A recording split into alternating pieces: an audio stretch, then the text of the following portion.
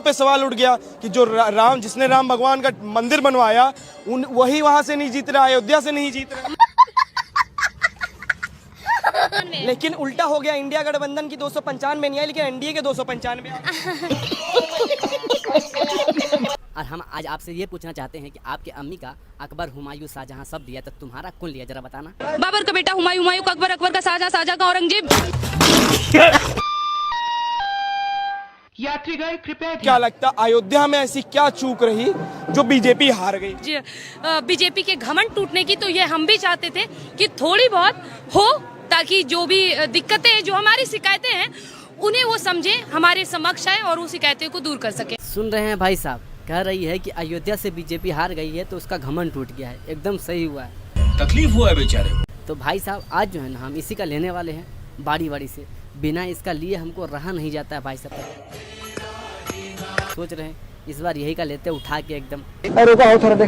हाँ तो बधू पांडे, आज के एपिसोड में आपका स्वागत है और हम आज आपसे ये पूछना चाहते हैं कि आपके अम्मी का अकबर, हुमायूं, शाहजहां सब दिया तो तुम्हारा कौन लिया, जरा बताना। बाबर का बेटा हुमायूं, हुमायूं का अकबर, अकबर का शाहजहां, शाहजहां का औरंगजेब। मतलब ये सब मिलके तुम्हारा लिया ना। अच्छा बात नहीं है। अच्छा बधू पांडे, सुनने में आया है कि तुम बहुत आदमी का केला लेती है, एक का काहे ना लेती हो? एक से पेट नहीं भरने वाला। एक से काहे नहीं पेट भरने वाला है आपका है? एक से अभी हम संतुष्टि नहीं होने वाले। अच्छा, आप एक से संतुष्टि नहीं हो सकते हैं तो एक काम करते हैं, फिर जॉनी भैया को भेज देते हैं, एक के रात में पूरा संतुष्टि कर देगा तुम।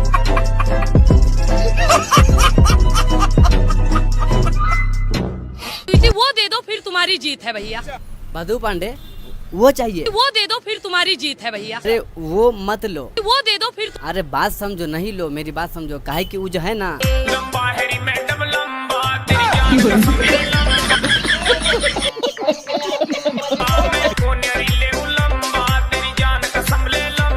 तो प्यार से मांगे तो दिए ही नहीं।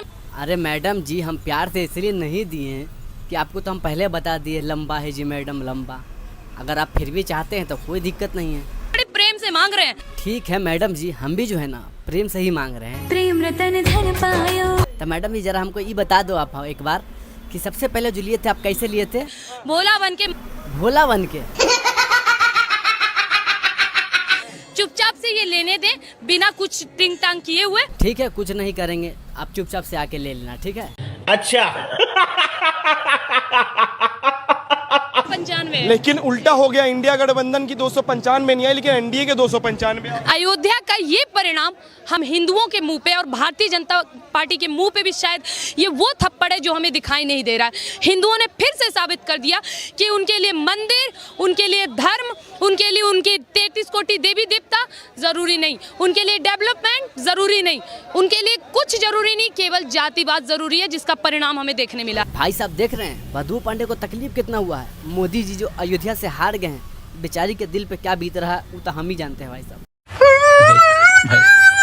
केवल बहुमत आ जाए और जीत जाए ये भी बहुत बड़ी बात है और ये अच्छी बात है, ताकि अगली बार इन्हें और मेहनत करने का मौका मिले। ये कहीं ना कहीं ऐसा तो नहीं कि जो रावण का घमंड था वो टूट रहा है, क्योंकि कांग्रेस लगातार यही कहती है कि इस समय बीजेपी में वो रावण वाला घमंड आ गया, वो टूटेगा इस बार 2024 इलेक्शन। अरे सब बात छोड़िए, जरा ये बताइए हमको कि खुशबू पांडे पहले तो तुम्हारा था संतरा, उसके बाद धीरे धीरे बन गया नींबू और धीरे धीरे बन गया मटर का दाना।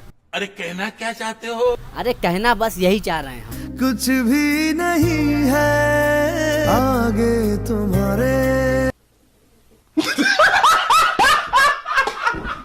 भाई साहब धीरे धीरे सबका बढ़ता है तो इसके साथ उल्टा हो रहा है, इसका घट रहा है। लोगों ने यही आंकड़ा रखा था 400 पार नहीं, लेकिन बहुमत हमारी होगी, जीत हमारी होगी। मोदी जी का जलवा, 400 पार का हलवा, टाइम टाइम फिश हो गया। क्या लगता क्या है, सरकार तो अपनी आ ही गई है, अब इंतजार है कि इससे बेहतर कार्य ये सरकार और करे, ताकि जो वोटिंग का नतीजा इस बार रहा है इससे बेहतरीन अगली बार रह पाए। लगता है तुम खा के ही मानोगे। वोटों का इंतजार गठबंधन वालों को भी, इंडिया गठबंधन वालों को जश्न मना रहे हैं वो भी। तो जश्न तो मनाएंगे, अभी उनको ईवीएम हैक नहीं लग रहा है। अगर आप हार गए, बहुत एकदम सीधा सवाल, तो क्या फिर 5 साल आप दिखेंगे या फिर फिल्मों में व्यस्त हो जाएंगे, सीधे 2024 में फिर कहीं से टिकट मिला तो दिखेंगे? सबसे पहले तो मैं आपको ये बताता हूं कि मुझे हराने वाला कोई पैदा नहीं हुआ, क्योंकि मैं स्वतंत्र आदमी हूं मेरी विचारधारा स्वतंत्र है, मैं किसी का गुलाम नहीं हूं। मैं ईश्वर के लिखे हुए लेख को भी हटा सकता हूं, मिटा सकता हूं। देख रहे हैं भाई साहब कितना शिद्दत से बोल रहा है कि हमको हराने वाला कोई पैदा नहीं हुआ। सबसे पहले तो मैं आपको ये बताता हूं कि मुझे हराने वाला कोई पैदा नहीं। तो जरा अब इसको ढूंढिए ना, ये जो है ना हार गया है भाई साहब। क्या बोल रहा था भाई साहब कि ईश्वर का लिखा हुआ को भी मिटा सकता हूँ। मैं ईश्वर के लिखे हुए लेख को भी हटा सकता हूं, मिटा सकता हूं। तो चलेगा लार चाटने भाई साहब, हार गया साला। उन्होंने वंदे मातरम का विरोध करना चाहा। अच्छा, एक बात, आपने नाम क्या बताया? शिवम अग्रवाल। वंदे मातरम सुनाइए। वंदे मातरम का विरोध करना उनका। वंदे मातरम सुनाइए। वंदे मातरम अभी मुझे फिलहाल सुजलाम सुफलाम मलय शीतलाम शस्य श्यामलाम मातरम वंदे मातरम, ये आपको नहीं याद है? किस किताब में है ये? बंकिम चटर्जी ने इसकी रचयिता है। एक उपन्यास में आया था ये सबसे पहले ये गीत। नहीं, इसके बंकिम चटर्जी चटर्जी ने उपन्यास में आया लिखा है। कब लिखा था, कहाँ लिखा था? बंकिम चटर्जी ने लिखा था ये गीत, आनंद मठ में लिखा था, सन्यासी विद्रोह पे उपन्यास। दरअसल में कहा है ना भाई साहब कि ये जो है ना इसकी गलती नहीं है, बिल्कुल भी इसकी गलती नहीं है। दरअसल में कहा है ना कि अगर ये 1 चम्मच खा लेता है ना, ये देखिए 1 चम्मच गोबर, तो इसका जो है ना दिमाग काम करना जो है ना बंद कर देता है। इसमें जो है ना भाई साहब इसकी गलती नहीं है, ये सब जो है ना गोबर का कमाल है और अनभक्त का बुरा हाल है। तो जरा एक बात इनको भी देख लीजिए, इसको भी असर हुआ भाई साहब।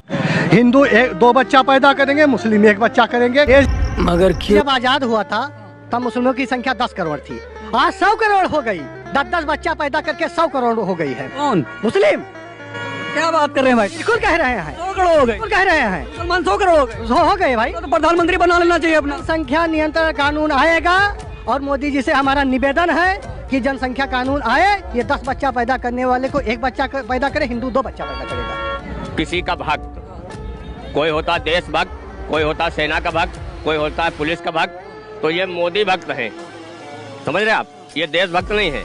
इनके गले में जो है मोदी जी की घंटी पड़ी है, इस वजह से इनको देश के अंदर 100 करोड़ मुसलमान दिखाई दे रहे हैं। खामोश, मैं आपके बीच नहीं बिल्कुल खामोश, मैं आपके बीच नहीं बिल्कुल मैंने कोई टिकट इनसे बात करवाओ, नहीं बिल्कुल मैंने कोई टिकट इनसे बात करवाओ।